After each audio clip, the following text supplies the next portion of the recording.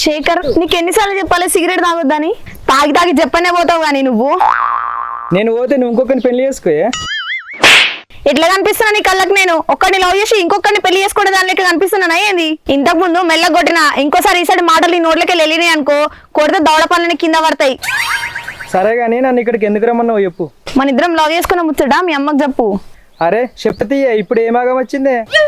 ఆగమొచ్చుడు కాదు, నాకు మా బాబు ఇప్పటికే 4-5 సంబంధాలు చూసిండు. అవన్నీ నేను క్యాన్సిల్ చేసిన బాధతోని ఆయనకి హార్ట్ అటాక్ వచ్చింది.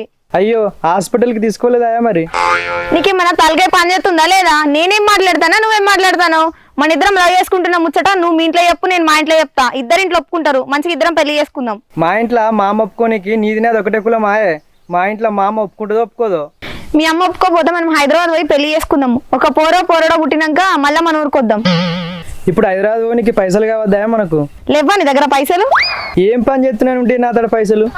నీ దగ్గర పైసలు లేకపోతే నేను 5-6 ఇళ్ళల్లో బోళ్ళు బోకల్లో పైసలు తీసుకొచ్చిస్తా నీకు. ఏంది ఇండ్లలో బోళ్ళు బోకలు దమ్ముతావు? నువ్వు ఇండ్లలో బోళ్ళు బోకలు దమ్మితే నా ఇజ్జత్ ఏం కావని?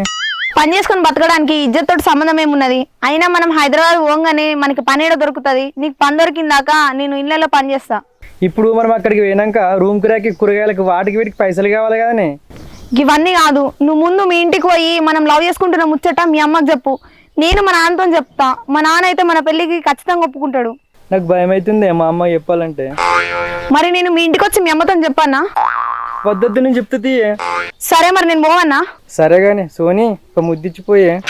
అవన్నీ పెళ్ళైనాకనే. నువ్వైతే ముందు మీ ఇంటికి పోయి మీ అమ్మతో మాట్లాడినాక నాకు ఫోన్ చేయి, సరేనా?